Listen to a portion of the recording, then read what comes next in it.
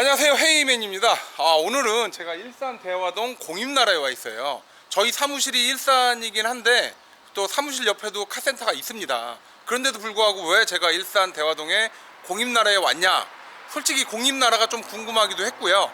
공임나라 같은 경우에는 일단 바가지가 없다라는 거, 바가지는 없고 차를 모르시더라도 그냥 일반적으로 받을 만한 공임 정도만 받고 나머지 이제 기타 비용을 받지 않는데요. 그러다 보니까 차를 아시는 분들도 이용하기 좋고요, 차를 모르시는 분들도 이용하기가 굉장히 좋죠. 그러면 일단 눈탱이는 없으니까 여긴 눈탱이 치지 않습니다. 제 차가 어떤 상태인지 한번 가서 봐볼까요? 제가 타고 다니는 차량이 이제 올류 소렌토인데 이게 목수가 자기 집 배들보 못 고치는 것처럼 워낙 차에 신경을 쓰지 않다 보니까 앞에 브레이크 패드가 많이 달아가지고 주행 중에 자꾸 소리가 나더라고요.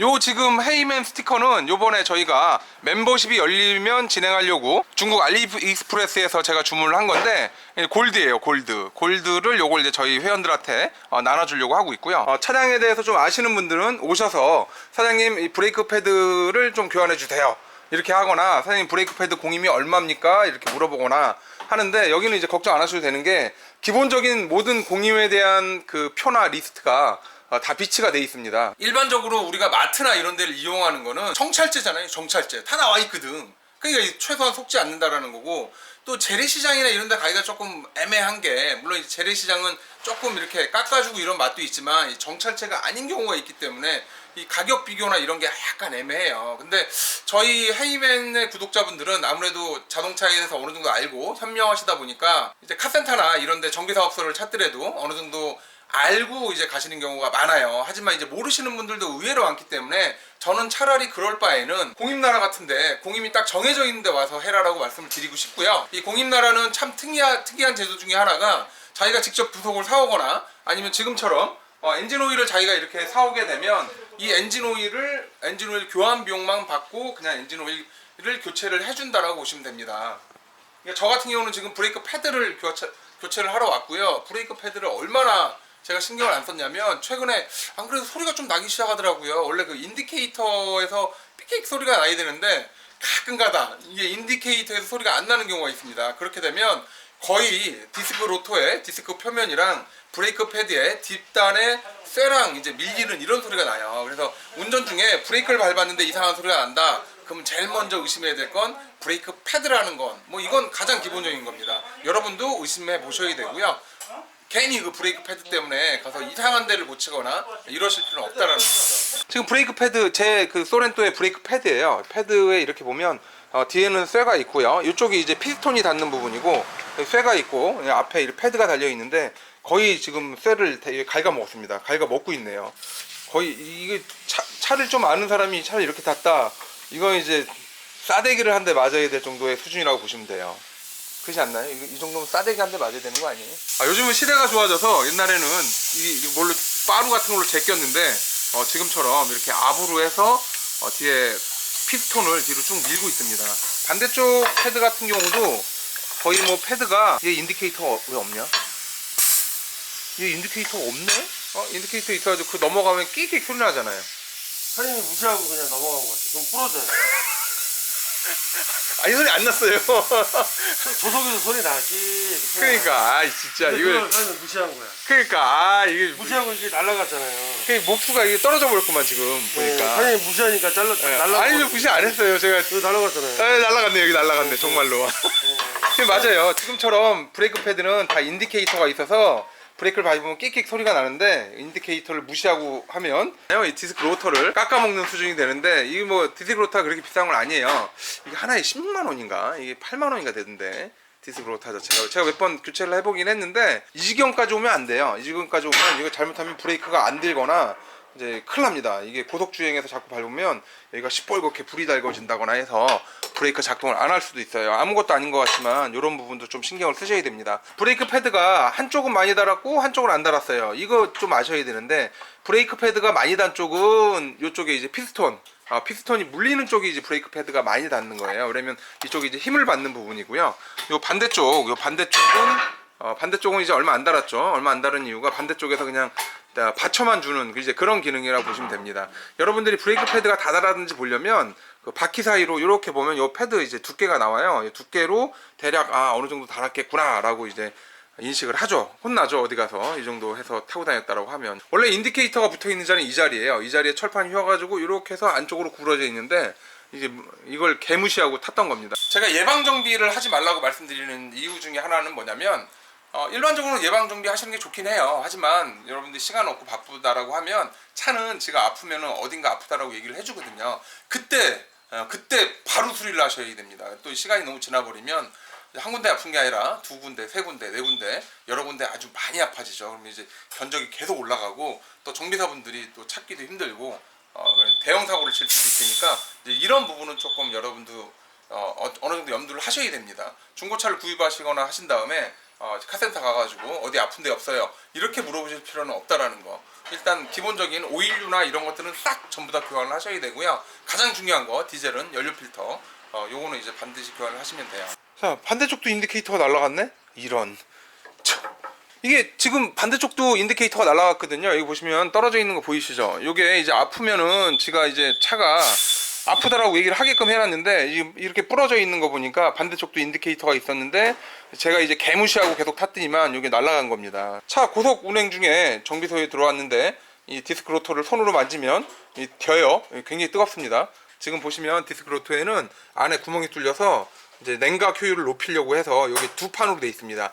아주 옛날 차량들 그 엑셀 이전 차량들은 이게 이제 판이 하나로 되어 있는데 그 뒤로 많이 진화를 해서 두 판으로 되어 있고요. 가끔가다 여기 사선으로 되어 있는 경우가 있습니다. 이 사선은 이제 두 가지 목적이에요. 이 약간 표면적을 넓게 하는 기능도 있고, 이 사선으로 인해서 브레이크 패드에 분진이나 열이 밖으로 빠른 속도로 빠져나가게끔 하기 위해서 사선을 하거나 이제 타공을 하는 경우가 있죠. 사선은 저는 이제 추천드릴 수 있고요. 요거는 조금 한다는 데 가면 그냥 비용을 좀 주면 사선 작업을 해주고요.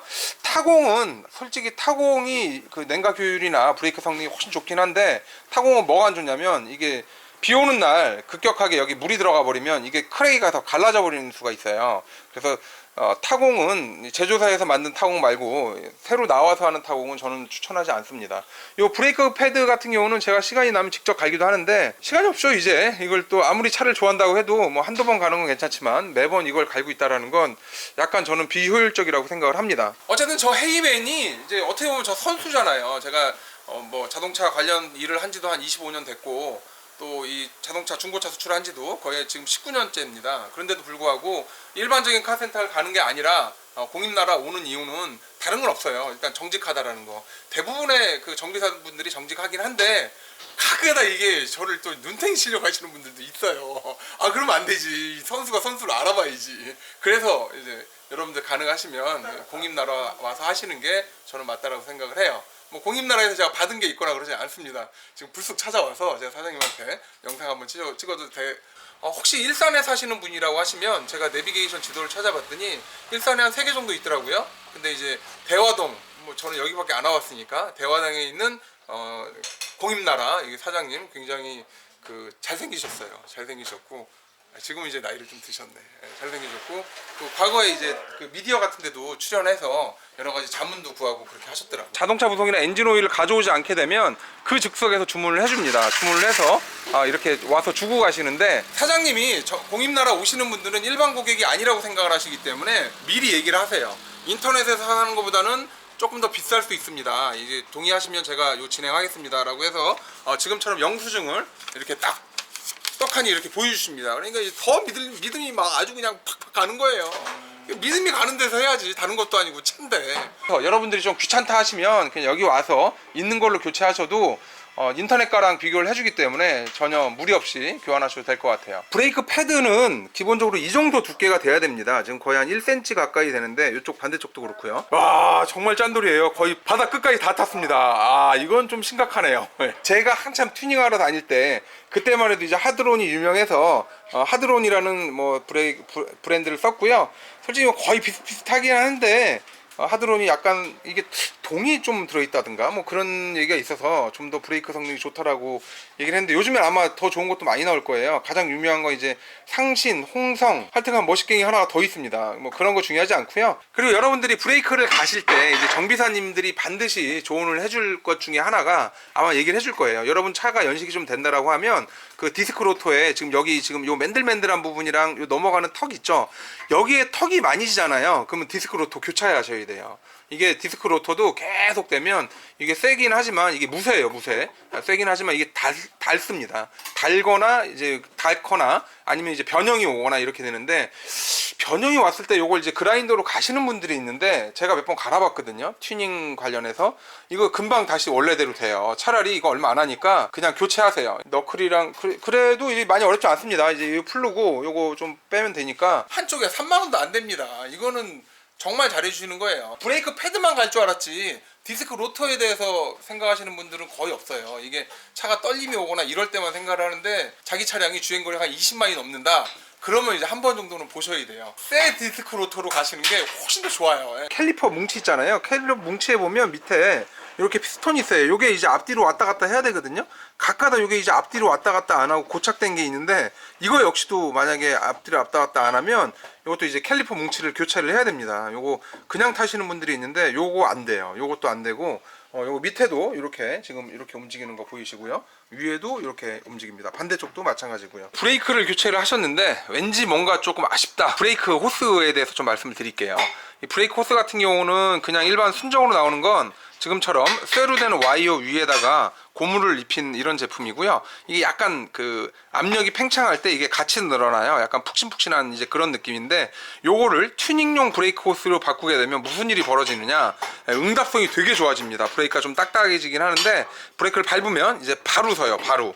이게 약간 그 일반적으로 봤을 때 좀 싫어하시는 분들도 있는데, 몇 번 이게 어느 정도 몸에 익숙하게 되면 그 다음에는 튜닝용 브레이크에 대해서 갈망이 굉장히 높아요. 그래서 브레이크 패드나 뭐 이런 쪽보다도 요거를 먼저 교체하시는 분들이 있어요. 근데 그때 당시에 제가 할 때만 해도 요 튜닝용 브레이크 호스 라인 자체가 금액이 생각보다 조금 부담이 되는 그 정도 수준이라고 보시면 되죠. 보통 정비를 하시게 되면 정비사분들이 지금 이렇게 앞바퀴를 빼면 로우암 같은 데가 보이잖아요. 로우암 부싱이나 이런 부분들을 이제 봐줘요. 봐주고 갈라지거나 터지거나 이런 데가 있다라고 하면 조언을 해드립니다. 이런 데도 마찬가지고요. 솔직히 하체에서는 딱히 뭐 고장날 게 없습니다. 다만 이제 여러 군데 작용하는 데들이 많기 때문에 이제 삐그덕삐그덕 소리가 났게 되면 요걸 좀 불편하시는 분들을 위해서 이런 부분들을 좀 작업을 해주죠. 공임나라를 찾는 방법은 네이버에 자기 지역 그리고 공임나라 이렇게 치시면 되고요. 여기 같은 경우는 일산 대화동에 있는 공임나라고요. 전화번호가 위에 나와 있습니다.